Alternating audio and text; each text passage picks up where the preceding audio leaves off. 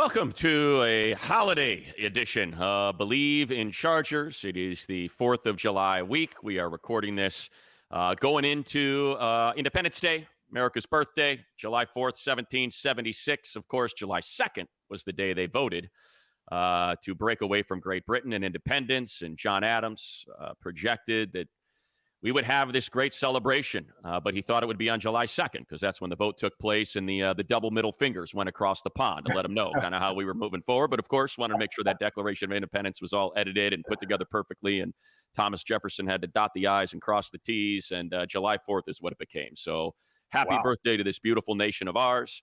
May you all celebrate responsibly, and remember, leave the fireworks to the professionals because safety is no accident. Well, no pun intended, right? Is that a shootout? Is that a shout out to somebody that played for the Giants maybe on the fourth weekend when lost one of them digits, Pierre Paul? Shots fired. This is growing up.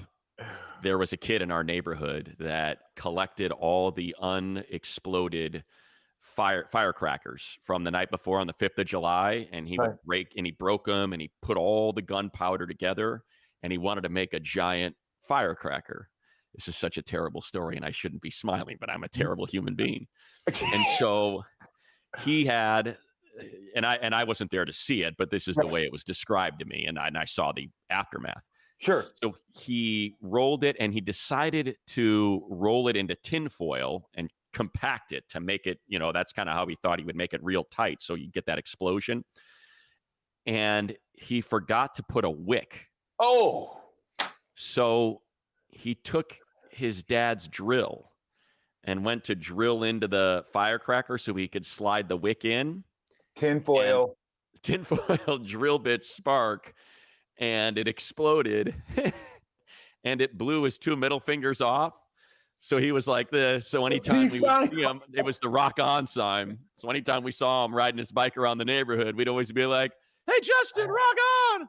Oh, money. That's so yes. Be careful, kids. Don't blow your fingers off or your thumbs. That's horrible. Money. That's money. That is absolutely horrible. You went to a great history lesson. First, you came on the show, gave us a great history lesson about July 2nd. And who signed it into fruition, and all of a sudden we go with the peace sign or hang loose sign. Wow, true story though. It's a true story, yeah. Both sides of both ends of the spectrum for the 4th of July. There we go. The great break and the great break. So, welcome to Bleav in Chargers. Interact. And you're going to see why we love the interactions today. It's going to be an interaction show. YouTube is where you can watch the stream. Of course, whatever podcast platform you prefer to procure, you can get the podcast however you consume it. Just a big thank you from us with the great Lorenzo Neal, one of the finest football players of his time and any time, an all-decade performer, an all-pro. And, of course, as you will find today as we interact with the people, someone who is revered by all of those great Charger faithful folks from yesterday, today, and we continue to move forward. If you can, rate, leave a remark, a comment, and that helps us grow the pod. So thank you, everybody. We appreciate it. We love being part of Bleav. Low. Let's start. Yeah. I want to start just with a little bit of football. Yep. Because coming off last year, and it's just one of the first questions we have, and I would agree wholeheartedly. It is, I don't know the person's name because it's user, but it says loves the chemistry and loves Lowe's stories. The combine story, great. Training camp story, got a little sideways. We kind of had a little moment, but we can all laugh at our own failures and our own adversity, which is why it was so great. Right. But he said he'd love more Lowe football stories. So I don't know if you have one off the top of your head, Lowe, as we're in this off period that maybe comes to mind, whether it's training camp or through the draft process, or I would assume there's some good training camp stories in there, right? The guys pack up and you go somewhere and you're living in dorms. There's got to be some good stuff in there. Absolutely. I have so many stories. And matter of fact, Money, this weekend, I was down in San Diego and listened to one of the listeners came up and he said, "Man, I love you and Money's, back and forth, the bantering." He said he loved about Dr. Charlie Brown, and he talked about that. You did. Yes, he actually mentioned that. it was just great. And then how you started off the show talking about, okay, Low, one of the greats. And I appreciate that. But this weekend, man, I was, be remiss if I didn't talk about the great Charlie Joyner and Wes Chandler and Dan Fouts and Kellen Winslow. And I'm taking you're talking about, of course, I was good in my era. And then I get to take a picture. And I, was signing this weekend down in San Diego. And those guys were there. Kellen Winslow, that's really Hall of Famer. Dan Fouts, Wes Chandler, and Charlie Joyner. And to be there and to take a picture, it's like, who doesn't belong in this picture here? And probably me. And so it was one of those moments, that moment that you look and you see greatness and you watch all the people that came out to support the signing, but just seeing the fan base that's still there in San Diego. And I know you don't know that, Money, just the people and the stories and those moments that these fans were able to experience and you create for them. It left an impactful and a forever etched in their brain what they saw and what they witnessed and what they went through.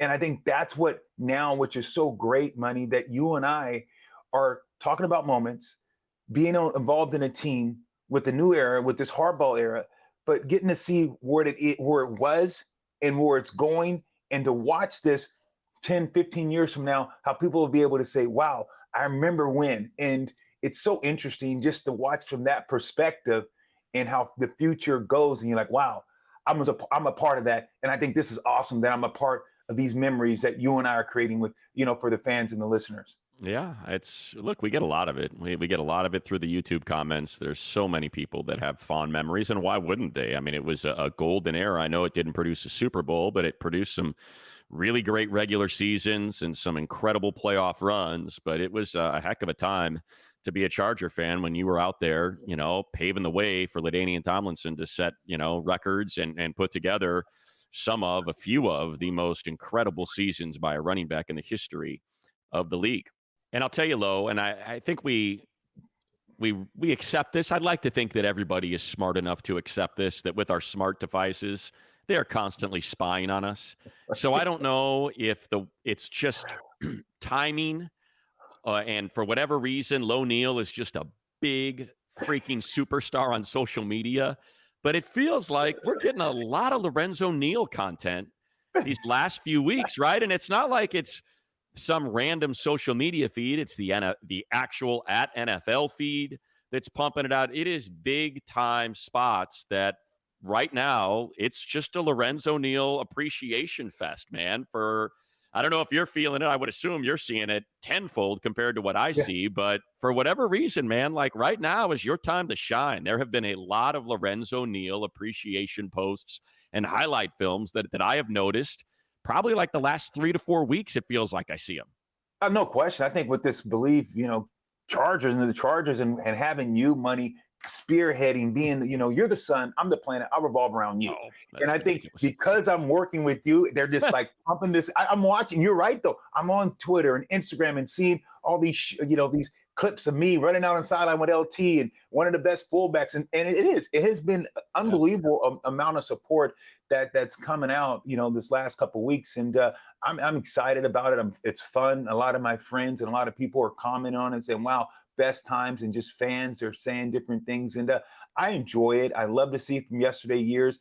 And it's interesting because it does bring memories. It does have me, think about different stories that happened, while I was playing with the Chargers, playing with Cincinnati, all the different things that happened. And we were talking about those things. And when I see a moment, I'm like, wow, I remember that. I remember we're in 2005, I think it was 4, when Drew was here. I remember when, Money, they drafted Phillip Rivers. And I remember being on this team and seeing the big trade went down, Manning for Rivers, how it went. And, Manning had to hold the jersey. And you bring Phillip in. And it was like, you could just feel the tension. Drew was, of course, a pro, that. And Phillip's a pro too. And Drew was playing okay. Like, it's not like Drew was he had a good year. Like, he had a solid year. He had we went to the playoffs. But it was that moment. I think we're playing against the Bears. And I remember Marty going up to Drew and saying, hey, I just got the call. And the big fella said, hey, he's going to give you one more series, couple more series. And wants me to go with the kid. He goes and tells Drew that. I go up to Drew and I said, Drew, just lead. I said, we believe in you. You're good enough. I believe in you. Let's go. And it's interesting. We went on to win that game, and you can look it up. And it's crazy. We win that game. We go on a roll. 5 years, 6, 7 years later, how many years later? You never know the impact in the words that you say that can have on people, individuals, your life, other people's life. Right. Drew's in his book, read his book, and he talks about one of those defining moments. And he talks about that moment. I had no idea. That's great. That was going to, propel Drew or give him that confidence that he needed to hold Phillip Rivers off the whole year. But that was one of those moments, he said, man, that helped him and catapulted his career. So we're talking about different stories. People say, tell a story. That's one of those stories that's near and dear to me, to not knowing that with the words you're saying, didn't know that it was going to have that type of impact on Drew Brees. And he later on writes about it in his book. Well, I think it's important to remember that, when Drew is handing the ball off, he's got a front row seat to the destruction that you are causing in front of him. And I would say anything Lorenzo Neal says, I'm just going to follow word for word because I get to see it. I'm close enough that I'm going to feel it. I'm going to feel the aftershock and the reverberation of the physical punishment that he is deploying upon his opponent. So if Lo were to say, hey, Drew, we're going to go with the kid because he's built like a horse. So just get the hell out of here. You got it, Mr. Neal. I'm just going to go to the sideline and get myself one of those Mark Sanchez hot dogs and just kind of kick back and call it a Charger career. But no, that's great. That's fantastic and not surprising at all. It's, you know what? Let's dig into this before we get to all the comments. And first, Bet Online, number one source for all your sports betting needs this season. Baseball's rolling, golf, soccer. Way to go, U.S. national team. Entitled jerks. Top flight, UFC, MMA, boxing. They've got it all. Every stat, matchup, live odds, spreads while the games are being played. When the game is over, head over to the online casino. Get in on a game of blackjack or poker. Unwind with one of their 150 slot games. Head to the website today. Get in on the action. Use the promo code Bleav. That's BLEAV for your 50% free bet credit on your first deposit up to $250. Again, that's BLEAV, the promo code to get the 50% free bet credit on your first deposit. Bet Online. The game starts here. But I was thinking about it because I was fortunate to work with Nick Hardwick and fortunate to work with Brian Baldinger. And for whatever reason, that there is something about the position groups that have the responsibility to, for the most part, provide for others, right? The fullback, the blocking tight end, the offensive line. There's very little glory in these jobs. Really, the only time you tend to hear the names is when they blow something. Oh, Lo blew that block. Right. And so got sacked. It's rare. Now, it's different because, like I said, the manner in which you destroyed people in front of you makes for some great highlights, and that resonates. But what is it about those two position groups? And it's sad that we don't have fullbacks like we used to, that they tend to know the game. I don't know what it is. Do you have to see the game differently? Do you have to know more than the guys that are further away from the ball? But I've always felt that is the case. Yeah, Money, it's interesting you bring up that question. I think you're absolutely right, because those two positions at times may not even see the ball in a game, and their numbers not going to be called on. So you got to live vicariously through the running back, the quarterbacks, the receivers. And when you're at fullback, you usually are the guy that is leading the way, or you are going to bring the people to the ball. Where the fullback usually goes, that's where that ball is usually going. So when you can be at the point of attack, and you know that all eyes on for that quick second, all eyes are going to be on you. I understood if we ran a lead draw and I had 21 behind me, and I knew I seen the safety come down, and I knew the safety was had outside contained, if I knew I can get my head to the inside of that linebacker, because now the safety would be trying to tackle air, because I knew my head position was going to block that fullback, block that linebacker from taking away the inside, so making the tailback run into open space. And oh, by the way, if I did block the wrong side, 21 could make the safety miss anyway. But when you do that, sometimes you created a hole that is just huge. And so That's what you take pride in. Understanding the nuances of the game, understanding head placement, understanding shades. So that's what it was about. I used to sit and say, okay, me and LT on Tuesday, off days, me and Corey Dillon on off days when Corey did not want to watch films. I said, Corey, you're coming in. I mean, Eddie George, come in. We would go watch film on those off days, LaDainian, and say, okay, I wanted to have a head start. I knew in the meeting room that it was going to be, man, it's kind of hard to be able to focus in on what you want to do. But if you could get that back with you and have a guy that was going to buy in, like LaDainian, Eddie, Corey, these great backs that are able to block for and buy in, and we watch film together, you could pick up little tendencies and where they're going to be. And LT say, you do this and I got you. That spoke volumes. So yes, it is those little nuances, is those little attention to details that you focused in because the tight end and the fullback played such an integral part in the run game. Great stuff, and we continue here. All right, you ready? Let's lean on the people. You already got one in with the training camp story. This one comes from Thomas. Could you get into the league's new kickoff rules? Kicking team can't run until the ball is fielded, right? Will this help or hurt our team? Thanks, gents. You are the best. God bless. All right, Thomas Costello. Appreciate the comment. I think the obvious answer, Lo, is we don't know. Like we've never seen it. None of these teams have ever done it. It's so different. So the one thing I would say, if you were to ask me if it's going to help or hurt the Chargers, I would probably say help, just because that's how much belief I have in Ryan Ficken. I think he's one of the best special teams coaches in the league. And Darius Davis. Last year, the players voted Darius Davis as the best returner in the league. So when you combine those two things, you've got a returner, you've probably got some uncertainty. And what do you always hear coaches say? I don't want you to think.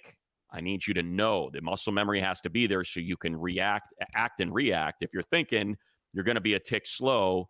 So if you've got one of the most explosive returners, and it's probably impossible for these guys not to be thinking a little bit because they've never done this before, to me, that benefits the Chargers. I just don't think there's any question that Ficken's one of the best in the business, and I've got full faith in him.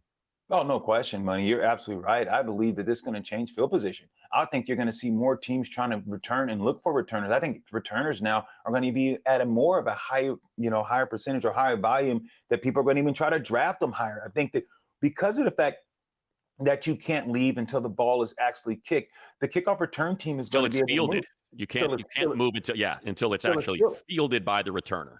And that's going to be, I think you're going to see some offsides. You're going to see some, the offense have an opportunity to decline or take the penalty or make them re-kick. That's going to wear kickoff teams down. And if you got a good kicker, you want to now put this thing out of the end zone. You want to make sure you can boot deep, because if you got to wait till it's fielded. Now the return team, they already can be moving. They're already set up. It's going to be a disadvantage, I think, for the kickoff team. So I think you're going to see a lot more returns. I think you're going to be a lot more explosive on kickoff return. Yeah, it's just going to look the best way I could describe it, because it said, could you get into it? It's more of a punt. It's more like a punt. You don't have this 30-yard space and it's massive collision of bodies. It's 5 yards, 10 yards apart. So you're more engaged. It's angles, it's power, and it's just different. Speed is probably going to be relied upon less than strength and finger strength and the ability to shed and redirect, because that whole speed element's kind of out of it because you're already engaged within 5 yards. So the idea that you can just start hauling ass down a sideline as a gunner and try to get there and beat your man, that sort of goes out. And again, that's why I think it benefits the Chargers, because Darius Davis last year, it was the punt that he really did his damage and basically had a first down. His average was over 10 yards. So you're talking about every time he fielded a punt, the Chargers picked up a first down with his return. So that's why I would lead to say, yes, it's going to help. This one comes from John Lee. Very concerned about Gus Edwards and J.K. Dobbins. Can't even be healthy for camp. And that goes to this one from Alan. Question for you, too. Do you think we should sign another running back, cut Spiller? I think we're going to need someone else besides who we've got to finish off the year. Chances of Gus and Dobbins being there for 17 games are slim, in my opinion. So just kind of both of those. Lorenzo, you know about attrition at the running back position, and whether or not you're concerned that Gus is coming into training camp a little bit hobbled and JK is coming off an Achilles injury. I think the fans are right. You have to have concern or have some, but at the same sense, have some optimism that's saying hopefully these guys, because of the training staff and the things that they're doing to get these guys back healthy. But yeah, this is a physical game, and you understand that. Money, you're up around the game. You see the game up close and personal. And now you're talking about guys that are injuries, coming off pretty big injuries. That Achilles is tough to bounce back from and still be able to cut and do the things that you need to do. So I think that the Chargers are always going to be looking for a running back. They're always going to be looking to upgrade that position. But you got guys that are hungry. You got guys that want to show that they're durable, guys that want to come back and show that they can put up big numbers. It's going to be interesting just to see how the running back is by committee and how much wear and tear and what is going to be, what's the load they're going to put on these guys. And Hardball, he's a smart guy, but he's going to ride the hot hand. They're going to try to rotate guys. And that's why the fans are interested, because they know how physical this game is and they know Hardball's going to run the ball. So it's reason for concern. But I think that these guys, they can stay healthy. I'll shift to the Spiller part of it. I feel bad for Isaiah. There's no reason that he didn't have an opportunity last year. Just that didn't make sense with what the record was, with the fact that they were out. Now, I don't know what's going on in practice. Does he have bad practice habits? Is there an issue with his behavior, the way he's, paying or not paying attention? Like that stuff I can't speak to. I'm just talking big picture here because I don't want to second guess the coaches if there were other reasons. So if that's the case, then so be it. Totally understand. But if there was nothing there, it always struck me as odd that Isaiah was never able to get on the field, considering how poor the running game performed. And I know it's not all on Austin Eckler and Joshua Kelly, but even if you would think you're going to go back and watch Isaiah Spiller at A&M. He's a big, powerful back. He can catch the ball out of the backfield. He's got a little bit of wiggle to him, and he played in the SEC. So you're talking about taking on SEC level defenders and still acquitting yourself real well. So that was, I just don't think it's fair to say, hey, get rid of this guy. I don't think we know. And when you watch him in pads, he's a big dude. He is built differently. He is not 5'10" and wide and swole. He's a legit 6'1" plus. So he is a much different looking back out there than everything else. The other thing I would say as far as depth on the team and do you need to go sign someone, Elijah Dotson's got some juice as well. He made the team as an undrafted free agent last year. He is strong as an ox. He's also got some wiggle to him. And I think it's very hard to evaluate the backs that were on the team last year because of how poorly the line performed in run blocking and really how bad the tight ends were at blocking. There was just, they every single snap, your tight end was getting beat. So there was just very little opportunity for guys to prove that they can hang in this league and they can be viable runners in this league. And with Will Dissly, now, I think that's going to change dramatically. I went back and watched a few of his games, Lo. That's kind of one of the projects I had this week. I watched Hayden Hurst and Will Dissly games, and Will's something, man. We have not seen Hayden. We had Hunter Henry and he was solid, rock solid as a run blocker. Will Dissly excels as a run blocker, and he's got the ability to catch the ball too. So I'm very excited about that moving forward. So that's where I would weigh in on those. And to add to that, Money, sometimes you have to realize coaches sometimes can be creatures of habit. And sometimes they're afraid to push the button.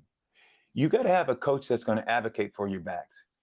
We had, Clarence Shellman. He was a guy, hey, look, I'm putting Michael Turner in, I'm putting Sproles in, even though he had a great LaDainian Tomlinson. And a lot of coaches don't do that. They're just like, I got to ride the horse. They're afraid, and they shouldn't be afraid of what they've accomplished to get these guys ready to play and play at a high level. And that's what I think Coach Shellman, I've been around some coaches that has not been afraid. They're like, no, I'm going to the second, I'm going to the third. I'm going to use those guys because I know they're going to give me more explosion. And also, I know they're going to push LT to play even harder. When you have a Michael Turner and Darren Sproles, when you go out to play, man, Michael Turner just picked up 30 yards. Oh, bring in Sproles. He just caught a pass and took it out. So you make your superstar even play that much better. So I don't think you had that. I'm not saying that you had superstar backup running backs last year, but I'm saying sometimes the coaching, the running back coach and the coaches are afraid sometimes for change.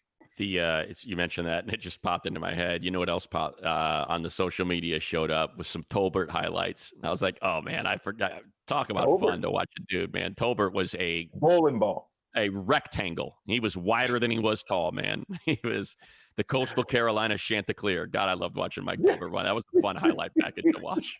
No doubt about it. And remember, look, there's a different running back coach this year. You know, it's Keel McDonald. And he's a guy that was all over the Pac-12. And you think about after Jim Harbaugh left Stanford and it started to get away from David Shaw a little bit there, this back end of his time there after being real successful in the first half of his tenure, Utah was the most physical team in the Pac-12, like far and away. And Coach McDonald was the guy that was there with Kyle Whittingham coaching up those running backs in a very physical, punishing form of offense that won the Pac-12 a few times and was routinely the most physical game that you would play all year. That's what it became in place of Stanford. All right, here we go. Question for Lorenzo. This is from Adrian. How do you know when a coach has lost the locker room? That's a great question. I think one, you watch your leaders. And when players start going to the leaders and like, hey, what's going on? And when leaders say, hey, man, we just got to play. We can't worry about that. We just got to play. You start to hear little chinks in armor. You know, when coaches lost the weight room or lost the training room or just the locker room in general, when guys are showing up late to weightlifting, guys are showing up late to the training, because now it starts at the top and it's a trickle down.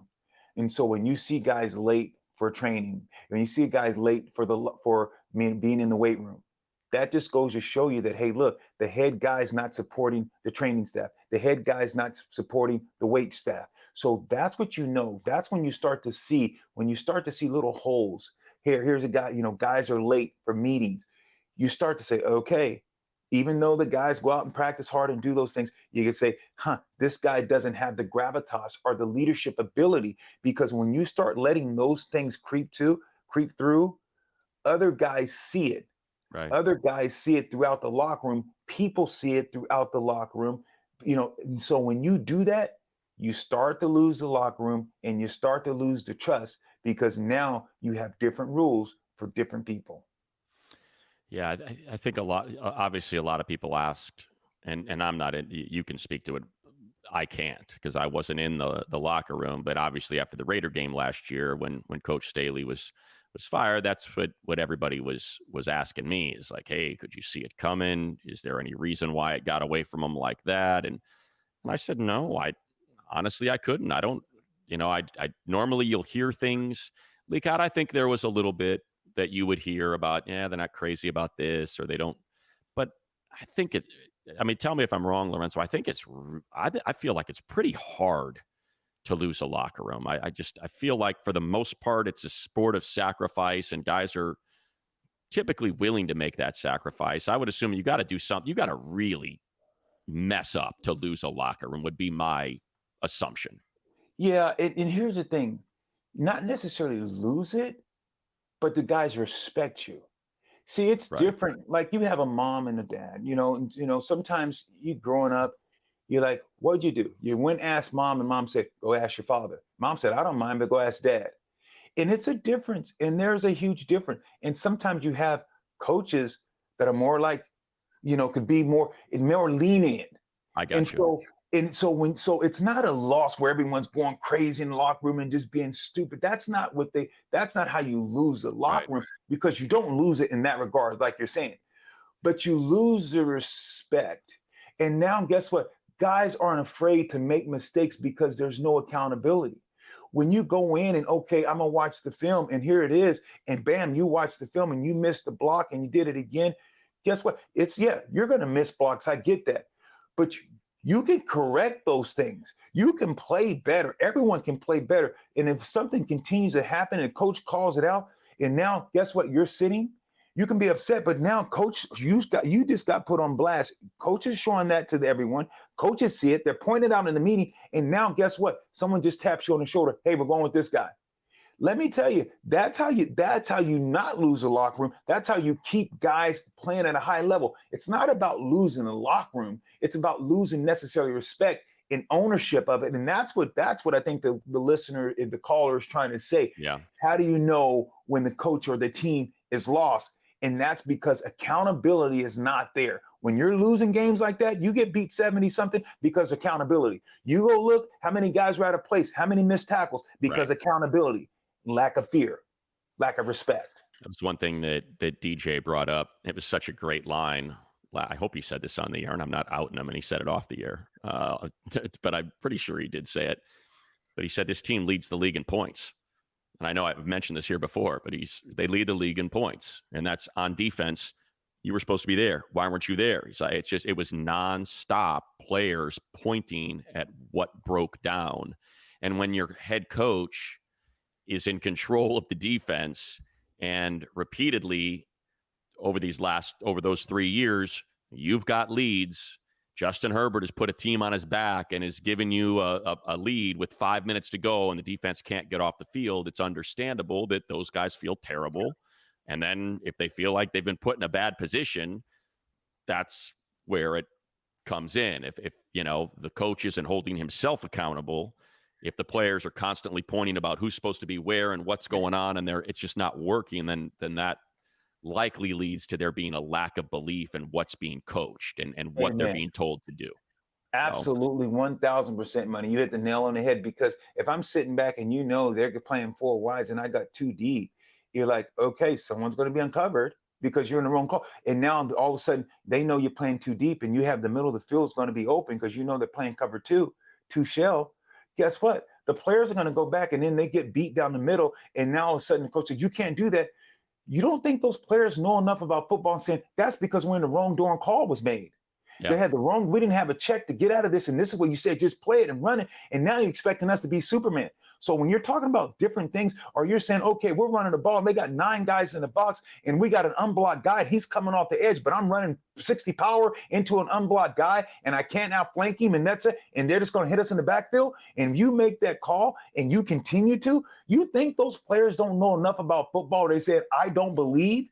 That's what happens. That's what happens when you say, this is how do you lose the locker room? You don't know what you're doing. You're going to get exposed because players aren't just dummies. They're going to say, this is a bad call. You got us in bad situations. And that's how you necessarily lose the locker room, because guys stop believing that you know what you're doing. Feel pretty good about not losing the locker room with this coaching staff. Feel pretty good about that. We have a couple voicemails, and we put this number out in our last pod. I'll try to do it again today, just in case anybody wants to lob it. I'm sure Lindsay will help us out and get that number to me again. But we have, I think she ended up pulling a couple, so we'll try to find. Look, we want to get to all of them, but it's kind of hard. We're pretty popular guys, so here's a couple that Lindsay found that she thought would be worth playing and answering. So Lindsay, go ahead, fire that first one off. Good afternoon, gentlemen. Tom from NoCal. Just wanted to say, love the show. You're awesome, Money. Flo, you are awesome. Love watching you block for my favorite player, number 21, back in the day, season ticket holder. So my question is, actually a comment. You had a question last week about a player from the past on this current team. I didn't hear my guy mentioned, but I think big old Jamal Williams would be a beast and a blessing in the middle of that line right now. Again, thank you for your time, guys. Have a great day. Really enjoy the show. Keep it up. Bye. It's a no-brainer. Absolutely. It's a great, when you think about what have we said, 2 things that we feel like team could use, secondary and interior tackle. And Jamal Williams, what was he, 350 pounds? If he was a pound? Yes, absolutely. Big Jamal was a space eater, and you realize when you play a 3-4, sometimes even 4-3 defense, if you have a guy, and that's why the Steelers over the years always been pretty good because they could play a 3-4. Look at the Baltimore Ravens when they could play a 3-4. You had Anadi. You think about when you look at great nose guards, what they present, because now your linebackers can run and stay free. I mean, Big Saragusa, what he played in the middle. When you think about Big Sam Adams, these guys that can play in the middle, and now your linebacker and what that big nose does, boom, he takes on the center and he takes on the guard. Now your Mike linebacker can get downhill because he doesn't, the lineman can't ace up or scoop up to him. Without a doubt, great call, great caller, absolutely. A big guy like Jamal that not only could play the run, but could also play the pass.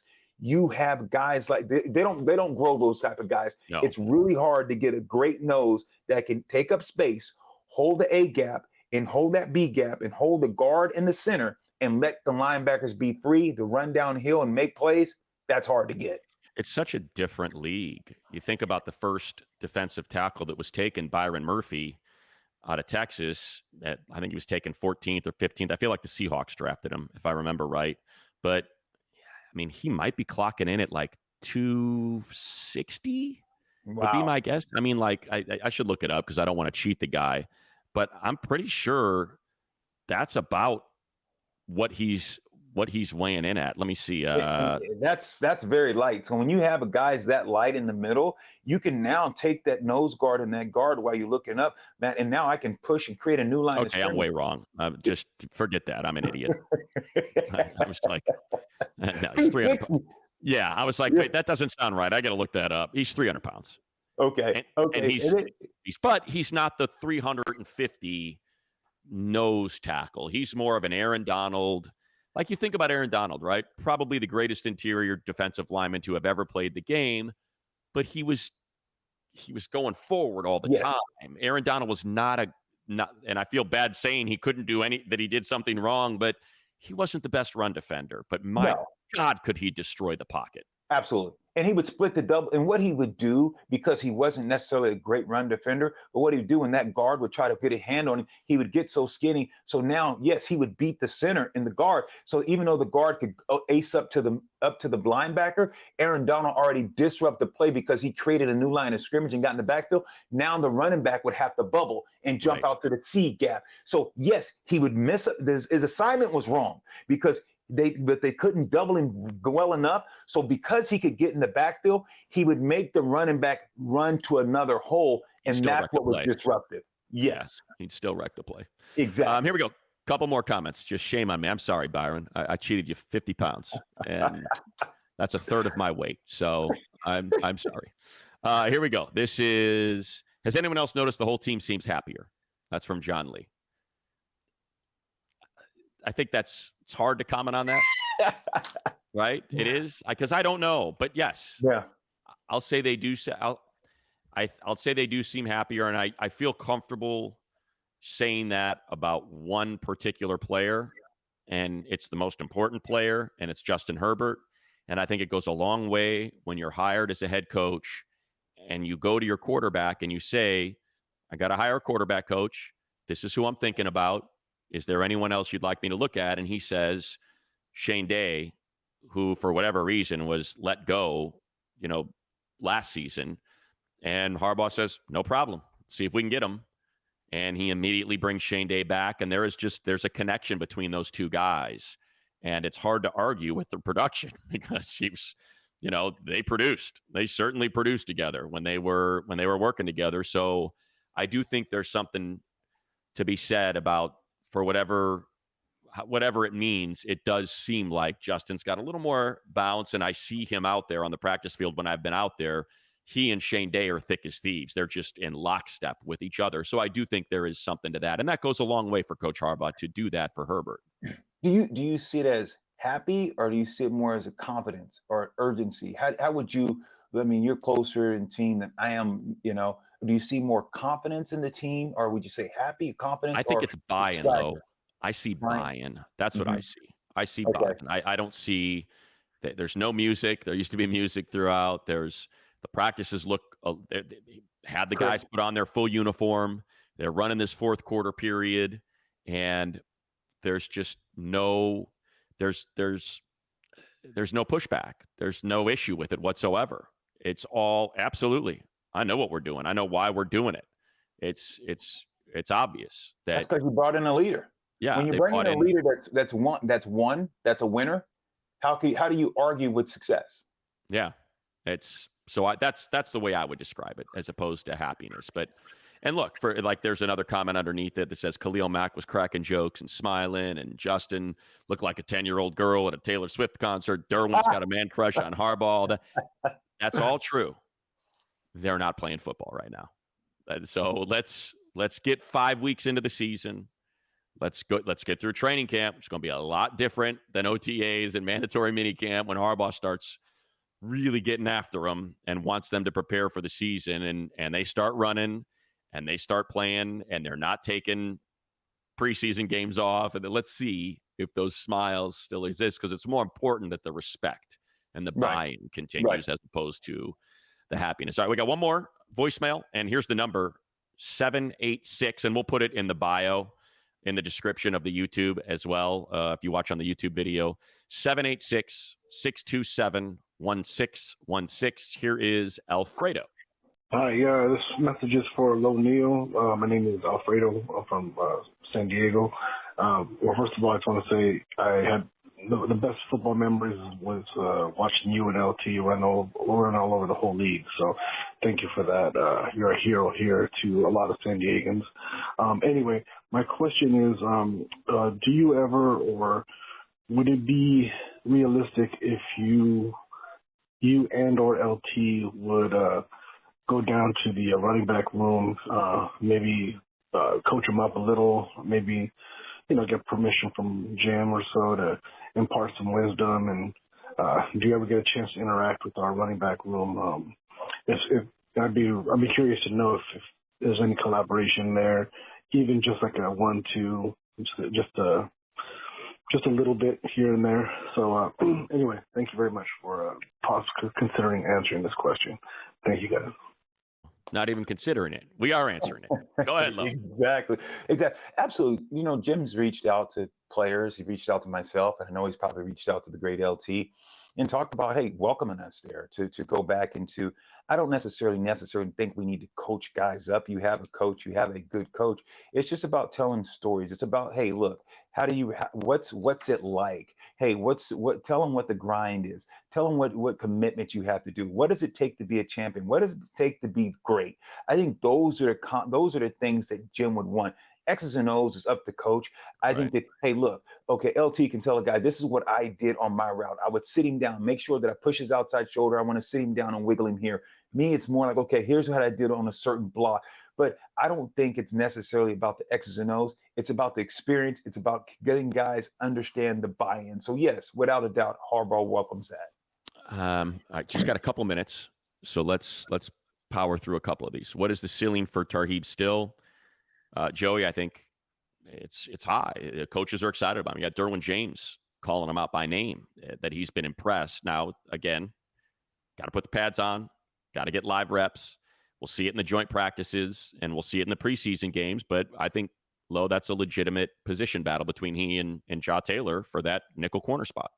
Oh, no question. And like you said, it's hard when you don't have pads on, full pads, and really going and playing against the opposition. It's easy. It's easier at practice. A game is going to be totally different. And you're going to have those double days when you're going against the Rams, going against the Cowboys, hopefully, in those practices. And so a lot of things happen during those times. And I think that it'll be defined then. But I think it's kind of hard, even though you see, hey, here's a guy that's, having a good training camp, had a good OTAs, good camps. But I think the proof's in the pudding when you put on the pads and start going against other teams. Yeah, no doubt. What kind of year do you think Junior Colson's going to have? Is he prone to injuries? No, he's not prone to injuries. And if he does get injured, he plays through them. My God, the guy played last season in Michigan with like one broken arm and a busted up wrist, and it was still the best player on the field. So that's not a concern. He looks great. They talk high about him, but he's still a rookie. I think that's fair. Russ asked that. What kind of expectations should you have for an inside linebacker, for a middle linebacker coming into the NFL that might be asked to do a lot? Yeah, I don't think he'll play I don't think he'll play full time. I think that when you look at, you're going to ask a lot of him, but they understand. Harbaugh understands the vigorous of a 17 game season compared to college, and they're gonna make sure that, hey, look, we're gonna play this guy, but you're gonna have a good backup, and you want to make sure that you ease him into it. At the end of the year, you want him firing on all cylinders. So I think that you get good backups, and he might be he will be the starter, but you want to ease him into it and check his body, make sure that this guy is okay. Pull him out when he needs to be pulled out. And I think that's what Harbaugh and them will do. They'll have him on a pitch count. Yeah. And again, just was probably the best middle linebacker in football last year and was the leader of that Michigan defense that won a national championship. Yeah, I think that's probably good. I think there's a handful more, but we'll get to them. Oh, you know what? Let's finish with this because Jessica wanted to share something. I wish I could express into words how special this was for my husband. I'm in tears. Thank you, Lo, for going live with him, for shouting him out and letting Bam know how valuable he is as a fan. If you only knew how you helped him. He knew no matter what was happening in his life, he could count on Sundays with you. It was an MVP move, Lorenzo. Thank you. So shout out to you, Lo, for always being as great of a dude as you are, especially when it comes to the fans and the people that ask ask for you to give a little bit of yourself. No question. Absolutely. And that's what it's about because, hey, you know what? We're all fans. And Bam, thank you. He came all the way from Seattle. His wife let him leave Seattle, go on a trip by himself just to go get autographs and meet some of the players from yesterday years, and so it was great to give him a shout out and go Instagram live with him and let him, have some fun. So I appreciate the opportunity. Thank you. All right. And that is our first sort of interactive. You guys basically program the show. So thank you for that. It's downtime, but we love it. Keep leaving comments on YouTube. We always try to dip in there and respond to them just, in the manner that you would expect to respond to a comment on the YouTube feed. So be sure to check it out there. Download the podcast. Again, comment if you don't mind. And we certainly appreciate you all. Been a fun week. More Lo stories. It's what we want. And again, everybody, remember, leave the fireworks to the professionals. Keep all your digits. Hang loose, right? Hang loose. Right. Because safety is no accident. Have a safe and enjoyable 4th of July, everybody. Lo, appreciate you. Have a great holiday weekend, and we'll be back at it next week.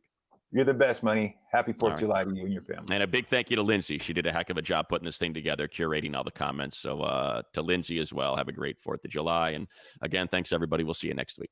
Lindsay.